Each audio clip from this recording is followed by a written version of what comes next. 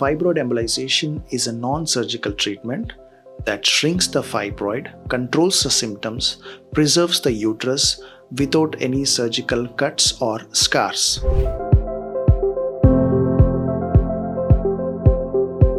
Question about fibroid treatment without surgery, that is about fibroid embolization, is does this treatment really work? Today I'm gonna show few real cases with real results where the fibroid embolization is done and how the patients are expected to fare in. Treating fibroids without surgery. Does this really work? It's the most common asked questions by patients or most commonly searched question. This happens because many a times patients, when they are suffering from fibroid symptoms such as like heavy menstrual bleeding, painful menstruation, mass in the abdomen, difficulty passing urine or motions, backache or lower leg pain, and those who are suffering from fibroids, when they look up for options, when they get to know surgery is the only option, many of them are afraid of going through a surgical process or losing the uterus. People suffering from fibroid have their quality of life compromised. Before I get into the real cases, fibroid embolization is a globally recognized treatment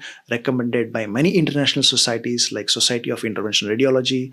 The American Society of Obstetrics and Gynecology also recommends fibroid embolization as an alternative to surgery. Those who do not want to undergo surgery and who wants to preserve their uterus. In this video, I'll be showing the MRI scans of the patients who got their fibroids treated through the process of fibroid embolization.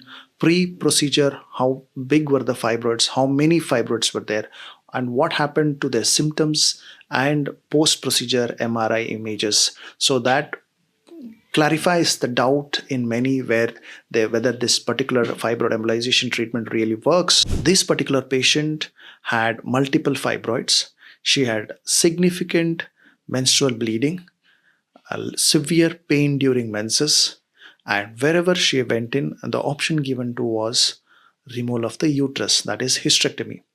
When she presented to us, we got an MRI done. We looked the different number of fibroids, sizes of the fibroids. Then we went ahead with the embolization, where we put in particles on both the uterine arteries to treat the multiple fibroids in the same section. This shows this post MRI 3 to 6 months later down the line. You can see how the uterus has retained to the normal shape and the fibroids have shrunken. Her symptoms have improved significantly. Her normal menstrual cycles have resumed. There is no significant menstrual bleeding and there is no severe pain in the abdomen which she was facing it earlier. And patient was totally happy about the treatment. So this case particularly explains that these were multiple fibroids. So even the patient has multiple fibroids which are well within the prescribed limit of the prescribed size, it is still treatable by fibroid embolization. So the goal of the treatment is as much as possible to avoid hysterectomy so that patients get to their uterus preserved. Whenever a particular procedure is done, we always weigh the risk versus benefit ratio. Is it feasible? There are particular size criteria beyond which the fibroid embolization is feasible or not feasible. All that has to be assessed through an MRI scan, which is done prior to the procedure. Now let us look at the second image. This patient had severe menstrual bleeding, pain during menses, and the large mass was felt in the anterior portion of the stomach or abdomen. You can see the urinary bladder is completely compressed. So this is pre-embolization, large fibroid.